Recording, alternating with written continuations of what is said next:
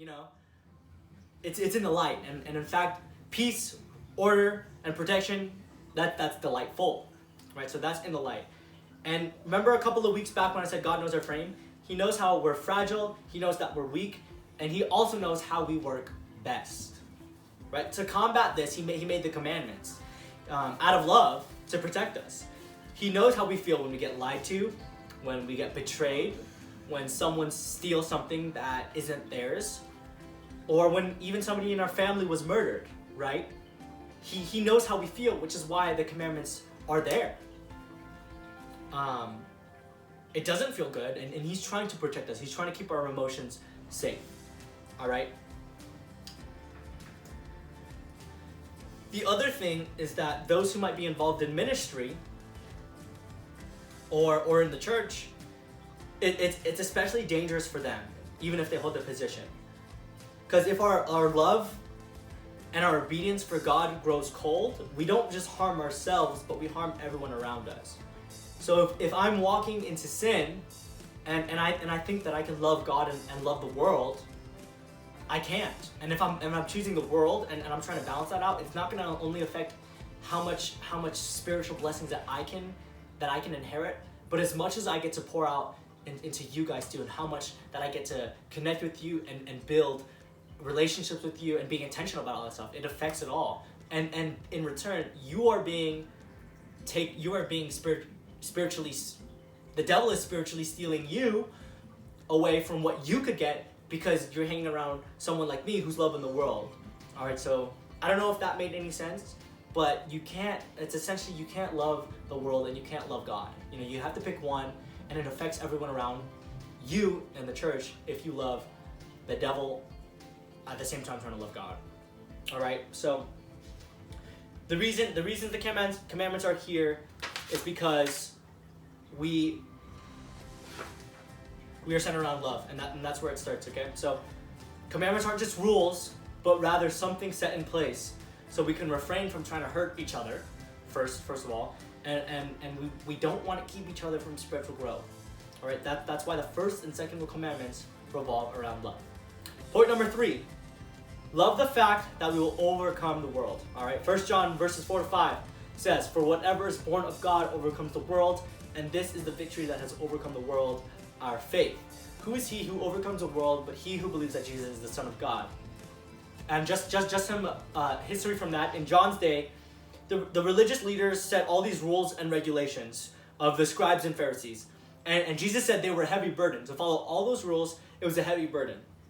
But in Matthew 23:4, Jesus said of himself, that's what it says in Matthew 24. But in Matthew 11:30, Jesus said himself, "My yoke is easy and my burden is light."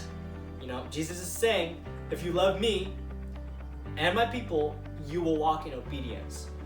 Because the laws itself, it's burdensome. If you think of the laws as just the law, it's going to be a heavy burden.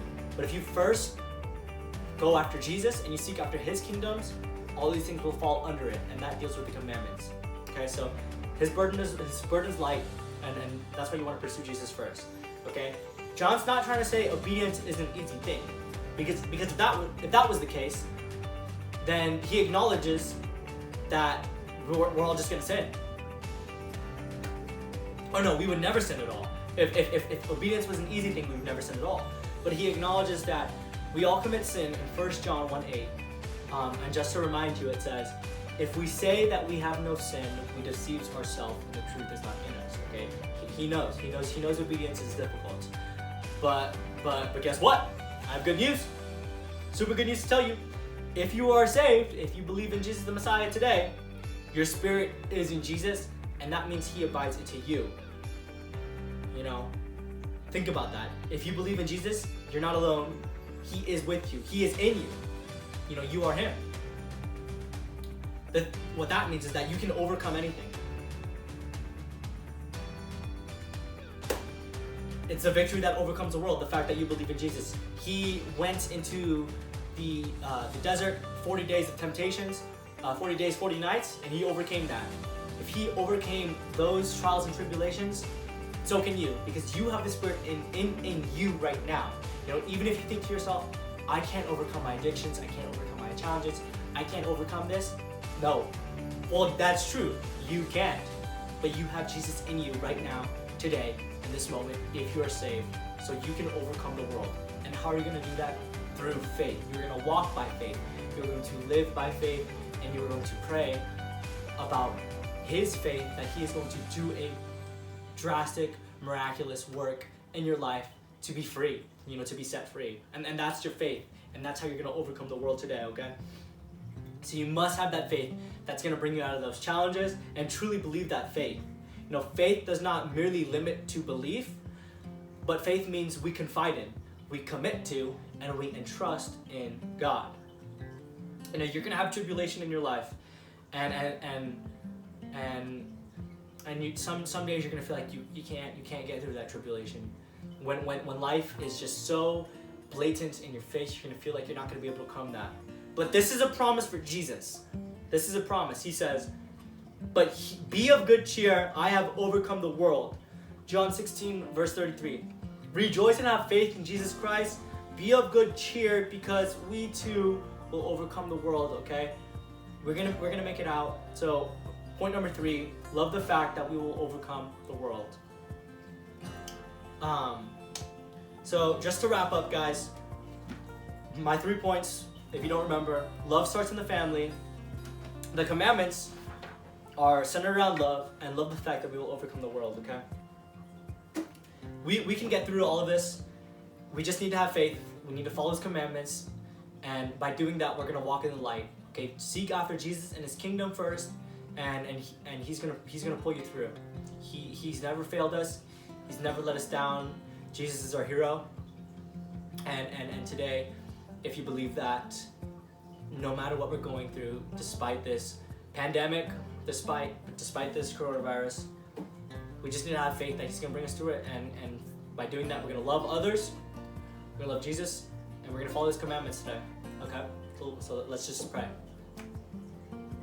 Dear Heavenly Father, I thank you for this wonderful moment that you've got, God, that you've given us, God, that you've convicted us, you've convicted me, God, to not just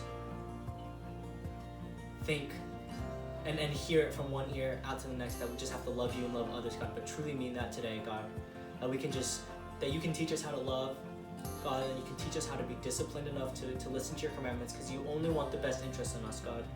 You only want to see us succeed. You don't like seeing us sad. You don't like seeing us depressed, but you care for us, God, and we know that, God. So through faith, we know that you're going to bring us through this all, and through faith, we can accomplish anything because we have you in us. So thank you, God, for your Spirit. Thank you for your Son. We give you our life. We surrender you today.